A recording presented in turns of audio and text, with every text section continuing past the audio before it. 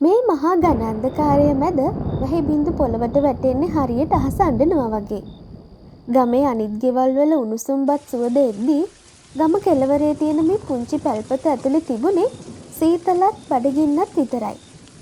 මේ ගෙදර ජීවත් වුණේ සෝමාවතී ආච්චි, එයාගේ රත්තරන් මුණුබුරා බින්දුයි විතරයි. බින්දුගේ අම්මයි තාත්තයි මීට අවුරුදු ගානකට කලින් හදිසි අනතුරකින් නැති වුණා. එදා ඉඳන් මේ පුංචි පැටියව පපුවට තුරුළු කරගෙන හැදුවේ මේ අසරණ ආච්චි. අද රෑ ආච්චිට හරිම අමාරුයි. දවස් දෙකකින් හරියට කෑමක් නැති නිසා එයාගේ ඇඟේ පණ නැහැ.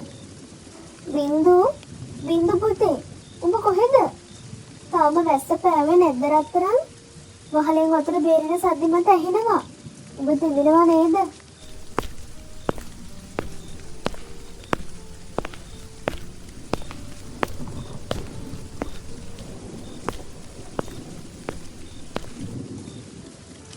නෑ ආච්චි අම්මේ මම තෙමෙන්නේ නෑ.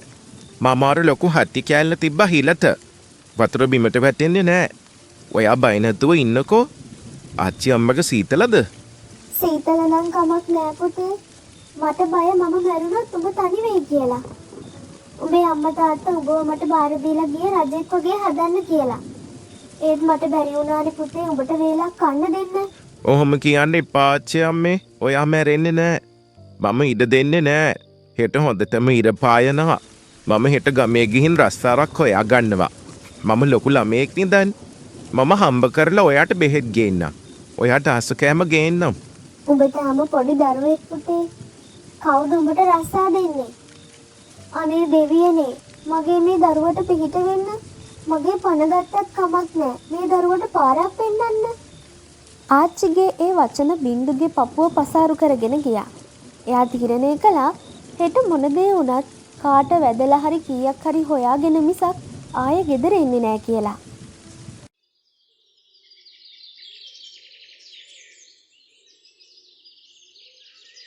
පහවදා උදේ පාන්දරම බින්දු ගෙදරින් එළියට බැස්ස හිස් බඩින්. එයා කෙලින්ම ගියේ ගමේ ලොකුම කඩේ තියෙන සිරිසේන මුදලාලි ළඟට. සිරිසේන මුදලාලි කියන්නේ ගමේ සල්ලිකාරයා වුණාට දුප්පතෙක් දිහා ඇහැත් කරලා බලන්නේ නැති කෙනෙක්. මුදලාලි මාමේ. මොකද බොල උදේ පාන්දරම මූසල මූණ දාගෙන හිඟා කන්න නම් එන්න එපා. මම තාම බෝනි කළෙත් නෑ. ඵලයන් යන්න. අනේ නෑ මාමේ. මම ආවේ හිඟා කන්න නෙමෙයි. මට රස්සාවක් ඕනේ. මට පුළුවන් මේ කඩේ අතු ගන්න, බඩ උස්සන්න, ඕන දෙයක් කරන්න. අපේ ආච්චිට ගොඩක් අසනීපයි මාමේ. බෙහෙත් ගන්න සල්ලි නෑ. කීයක් හරි හම්බ කරගන්නයි මට ඕන. මුදලාලි මේ අර කෙළවරේ ගෙදර ළමයා. පාව් ආච්චි විතරයි ඉන්නේ. පොඩි වැඩක් දෙමුද? කටව හපන් පියදාස. තමුසෙද පඩි ගෙවන්නේ. මේ හපන් කොයිලෝ. මේක අමානිවාසයක් නෙවෙයි. උඹ වගේ මදුරුවෙක්ට පුළුවන් ද හාල් මිටි උස්සන්න. අනික උඹලා වගේ හිගන කොල්ල කඩේට ගත්තම බඩු ටිකටත් ලද කියන්න වෙන්නේ මටමයි. හොරකම් කළොත් කවුද දන්නේ? මම හොරෙත් නෙවෙයි මාමේ. මගේ අම්මයි තාත්තයි මට උගන්වලා තියෙන්නේ හොරකම් කරන්න එපා කියලා. මට පොඩි වැඩක් දෙන්න මාමේ. මට වද දෙන්න එපා යකෝ. මගේ දවස කණ්ඩාව දෙන්න. ඵලයන් යන්න. පියදාස ඔකව එලවපන්. මුදලාලිගේ ඒ කටුක වචන කුසගින්නටත් වඩා වේදනාවක් බින්දුට දුන්නා. එයා ඇස්වල කඳුළු පිහදගෙන ආපහු හැරුණා. මම හොරෙක් නෙවෙයි. මම ඉඟන්නෙක් නෙවෙයි. එයා තනියම මුමුණ ගත්තා. මුදලාලි එළෙව්වට බින්දු උත්සාහය අතහැරියේ නෑ. එයාට මතක් වුණා අද පන්සලේ පොය දවස කියලා.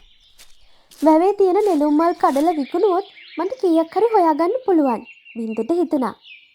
බඩගින්න නිසා කරකැවිල්ල හැදීගෙන ආවත් මේ පුංචි දරුවා බය නැතුව වැවට බැස්සා. වැවේ කටු, මඩ, කූඩල්ල මේ හැමදේම එයා ඉවසුවා.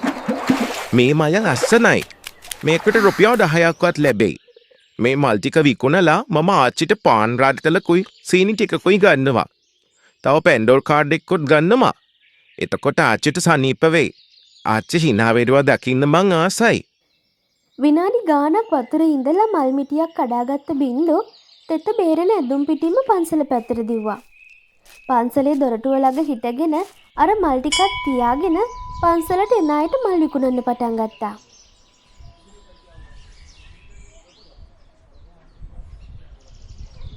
මය ගන්න ලස්සන නෙළුම් මල්.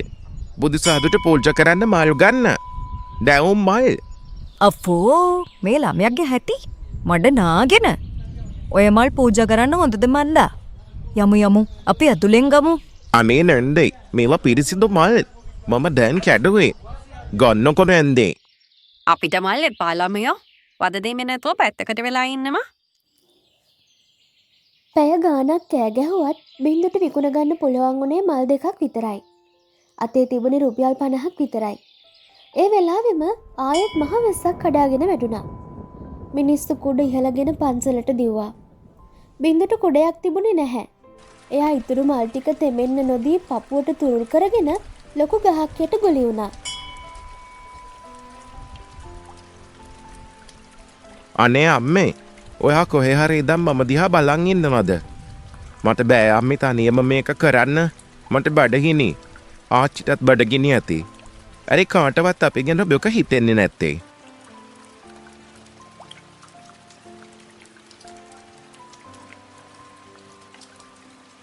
පොඩි දරුවෝ මොකද මේ මහවැස්සේ තනියම?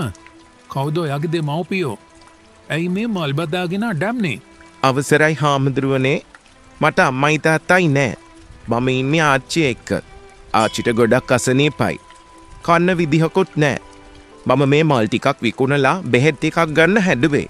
ඒත් කවුරුත් ගත්තේ නෑ හාමුදුරුවනේ. දුක් වෙන්න එපා දරුවෝ. ඔයා හරිම ධෛර්යවන්ත දරුවෙක්. එන්න මාත් එක්ක පන්සලට.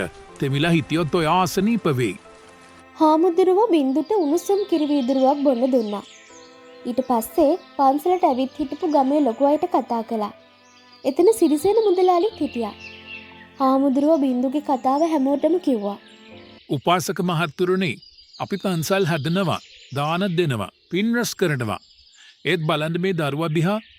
අම්මා තාත්තා නැති වුණාට මෙයා හිඟා කෑවේ නෑ. මෙයා උත්සාහ කළේ තමන්ගේ පුංචි දෑතින් මල් කඩලා විකුණලා ආච්චිව රැක ගන්න. අපි ගමක් විදියට ලැජ්ජ වෙන්න ඕනි. අපේ ඇස් ඉස්සරහා මෙහෙම දරුවෙක් බඩගින්නේ තියපු එක ගැන. බනහල වැඩක් නෑ. මනුස්සකම නැත්තම්. මට සමාවෙන්න හාමුදුරුවනේ. මට සමාවෙන්න පුතේ. අද උදේ මේ දරුවා මගේ කඩේට ආව වැඩක් ඉල්ලගෙන. මම මෙයාව බල්ලෙක් වගේ එලෙව්වා. මම හිතුවේ මෙයා බොරුකාරයෙක් කියලා. මම මහා පව්කාරයෙක් හාමුදුරුවනේ. මගේ සල්ලි වලින් වැඩක් නෑ. මට මේ වගේ අසරණ දරුවෙක් වඳුන ගන්න බැරි වුණා නා. මුදලාලිගේ ගල් හිත උණු වුණා. එයා වහාම කඩේට කෝල් කරලා පියදාසට කිව්වා හාල්, පරිප්පු, සීනි, තින් මාළු ඇතුළු ලොකු බඩු මල්ලක් ලෑස්ති කරන්න කියලා. හාමුදුරුවෝ, මුදලාලි, බින්දු බඩු කරගෙන ජීප් එකේ ආච්චිගේ ගෙදරට ආවා. ආච්චි හිටියේ බින්දු එනකල් මග බලාගෙන දොරකඩට වෙලා අඬ මගේ කොල්ලා තාම නෑ, මොකක් හරි කරදරයක්වත්ද කියලා ආච්චි තනියම කියවනවා. දොර ඇරපු ගමන් ආච්චි දැක්කේ බඩුමලුත් උස්සගෙන එන ගමේ කට්ටියව. ආච්චි අම්මේ අඩන්න එපා. බලන්න හාමුදුරුවෝ අපිට කෑම ගෙනාවා. මුදලාලි මාම බෙහෙත් ගෙනාවා. අපි දැන් බඩගින්නේ නෑ. අනේ සාදු මගේ මේ අහිංසක පැටිය ගැන බැලුවට පින් සිද්ධ වෙන්න ඕන. මම හිතුවේ අපි දෙන්න අද රෑ බඩගින්නෙම මැරෙයි කියලා. මගේ ඇස් පේන්නේ නෑ හාමුදුරුවනේ. නැත්තම් මම මේ දරුවව රස්ති අදු කරන්නේ නෑ. අම්මේ මට සමාවෙන්න. මම මෙච්චර කල් ඔයාලා දෙන බැලුවේ නෑ. මම පොරොන්දු වෙනවා අද ඉදම් බින්දුට මගේ කඩේ වැඩක් දෙනවා. හැබැයි බර වැඩ නෙවෙයි. එයාට ඉස්කෝලේ යන්න ඕනි පොත්පත් ඇඳුම් ඔක්කොම මම දෙනවා. ඉස්කෝලේ ඇරිලා ආවම කඩේ පොඩි වැඩක් කරලා යට ගෙදර යන්න පුළුවන්. මම මේ දරුවා මගේම දරුවෙක් වගේ බලා ගන්නම්. සාදු සාදු. දැක්කද බින්දු? ඔයාගේ උත්සාහය ආච්චිට තියෙන පිරිසිදු ආදරය නිසා අද මුළු ගමම වෙනස් වුණා. වලාකුළු තිබුණට කවදා හරි හඳ පායනවා පුතේ. හොඳ දේ කළාම හොඳ දේ ලැබෙනවමයි. මාස කිහිපයක් ගත වුණා. දැන් බින්දුගේ ගෙදර වහලෙන් වතුර බේරෙන්නේ නැහැ. මුදලාලියක හදලා දුන්නා. බින්දු හැමදාම ඉස්කෝලේ යනවා. හවසට කඩේට ගිහින් උදව් කරලා රැට ආච්චිත් එක්ක සතුටින් ඉන්නවා. දුප්පත්කම කියන්නේ ලොකු අභියෝගයක් තමයි. හැබැයි හිතේ ආදරය, උත්සාහය, කෘතඥතාවය තියෙනවා නම් ඕනම කරදරයක් ජය ගන්න පුළුවන්. අම්මා තාත්තා නැති වුණත් බින්දු එයාගේ ආච්චිව බලාගatti තාත්තා කෙනෙක් වගේ. ඒ වගේම අපිට පුළුවන් නම් අසරණ කෙනෙක්ට වචනකින් හරි උදව් කරන්න. ඒක තමයි උතුම්ම මනුස්සකම. බින්දුගේ හීනය හැබෑ වුණා වගේ හොඳ අයගේ හැම හීනයක්ම කවදා හරි හැබෑ වෙනවා.